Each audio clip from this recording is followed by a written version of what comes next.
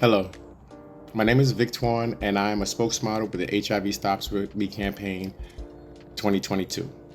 I'm here to answer October's question of the month.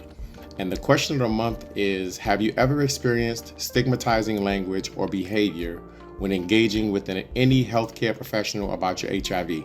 If so, what needs to be done differently to ensure it never happens again? I can easily say no. I was diagnosed in 2003 by a community-based organization built specifically to service my population. So they knew all about HIV. They knew how to treat Black gay men.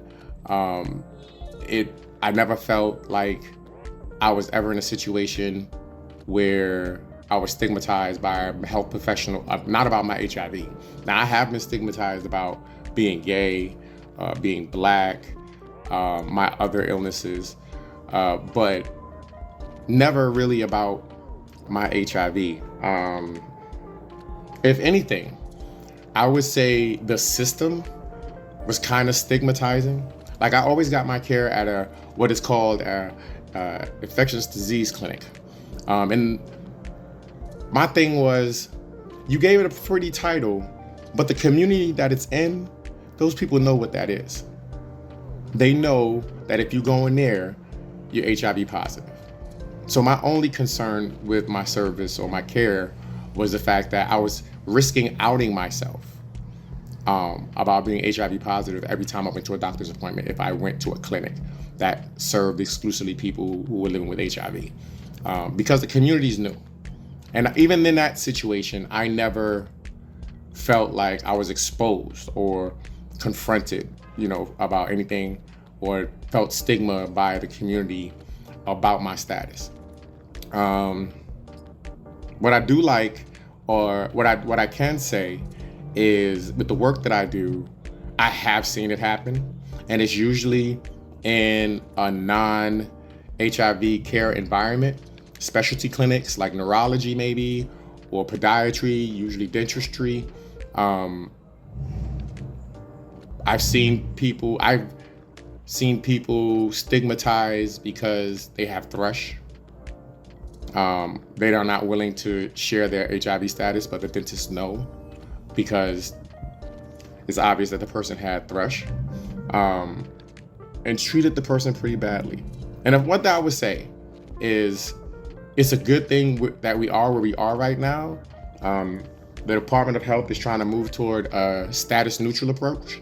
So regardless, we spend a lot of resources on treating people with HIV, finding the most effective ways, the most effective treatments. And we created a whole process that can be applied to anyone. So the whole idea now will be to get you tested, and regardless of your outcome, to offer you services. Prevention is caring. So like preventing people from getting the virus is just as important as treating the people with it. In those situations where there is stigma or ignorance, I'll just say ignorance, there are some things that the places I've done have done right, and I think could work anywhere.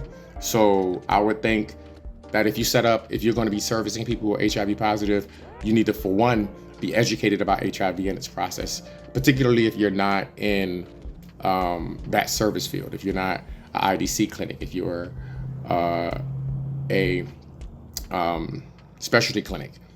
I don't think that they are, because of their specialty, that they are trained well enough on HIV.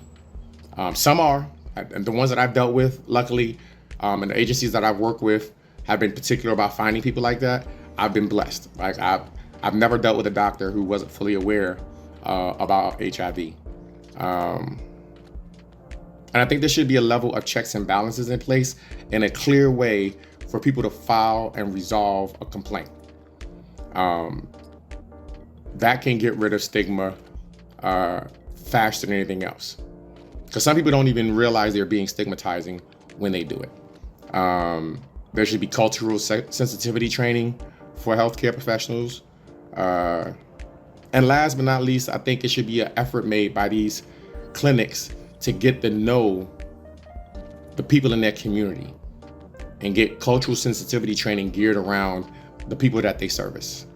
So that's it. Like, those are the things that I think would make a facility more culturally sensitive or more less stigmatizing to people who are HIV positive.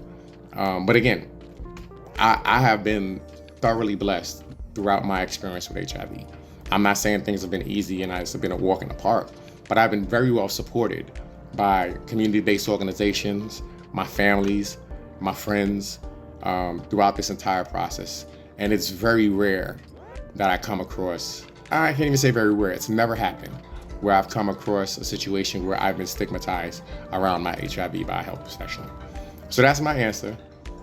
Thank you for taking the time to listen to my answer to the question of the month. I'll see you next month.